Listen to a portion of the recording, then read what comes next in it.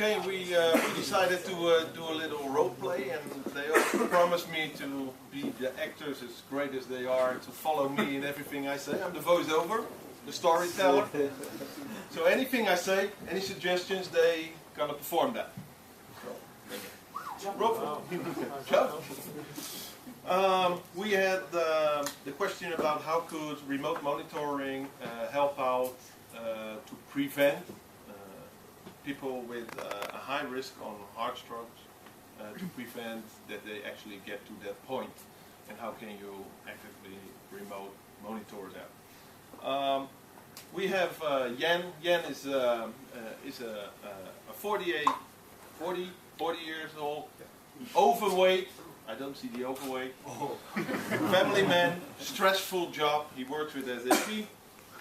Oh, that's and they got, in his Oh. family there's a large form of heart diseases in the family. And Jan isn't feeling so well lately.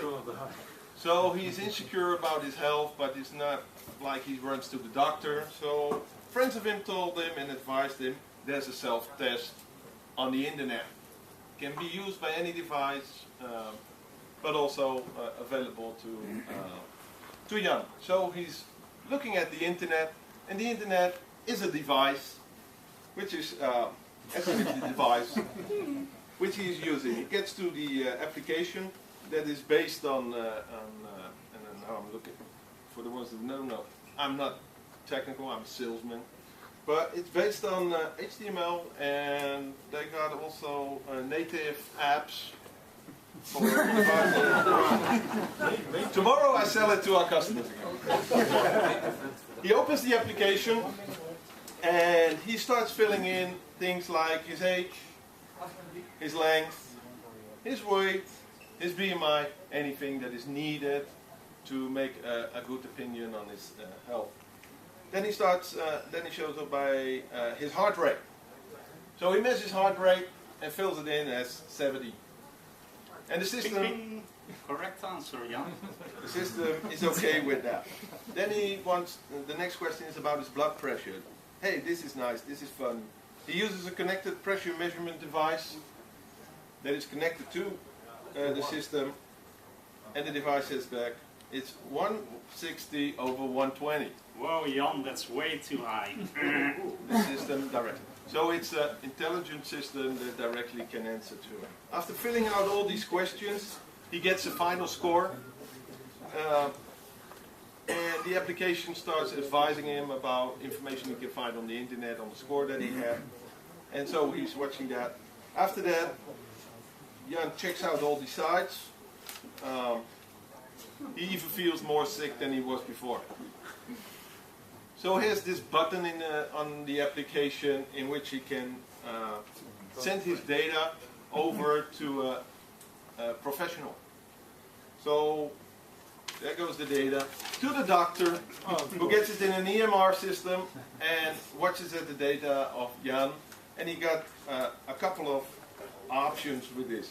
He can send advices back to Jan, just by mail or any other meaning.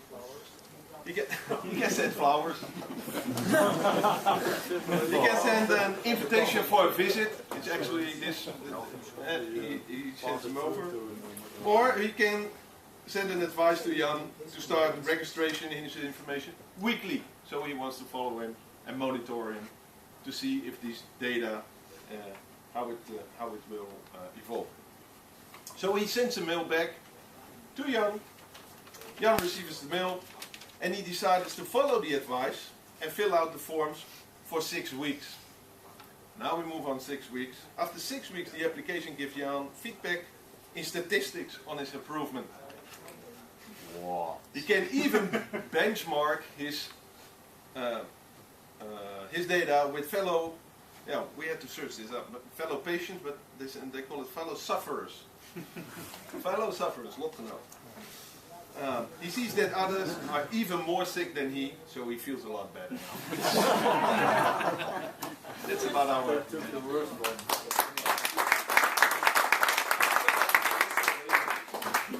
Questions? What is the prevention part? The prevention? He's actually has the possibility to fill this out in this self-test form, and if everything turns out green, he won't take action, but if there are red signs, he could take action on these red signs. Otherwise, he probably would wait. I'm feeling not so bad. Maybe tomorrow I feel better. So he's a high risk. Yeah. And he's a high risker. It's in the family. He's overweighted.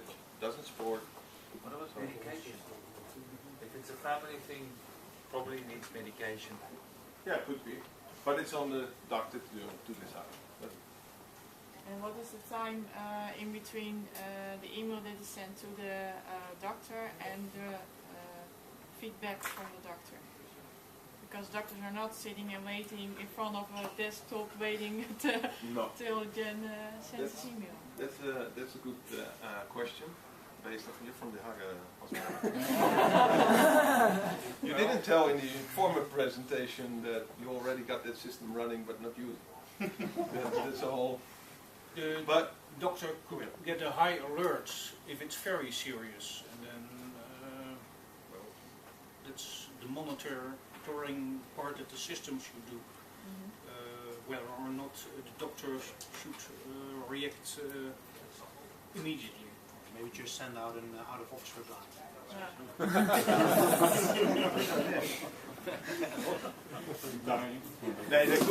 you could make a possibility that if there are all red flags and you send it over, that it gets the high priority into So is he basically monitoring the guy's heart rate, his blood pressure? No, that's just examples. You got to find out for this is about strokes, so this could be two of the most important things for this disease. But you can mention this to any disease, and then there probably will be other questions about your mental health or other. So if you need like a blood test to get some of that info, do you need to then, will the app schedule you, to do that? Yeah, but I think that's more the functionality in the background of the EMR. As it comes to the doctor, he can, like we said, schedule an invitation to come over, have a blood test, have a consult, or... You cannot do everything remotely, of course. We're all going to cure ourselves based on the self-test in Google. We can. Yes, we can. All right, thank you guys.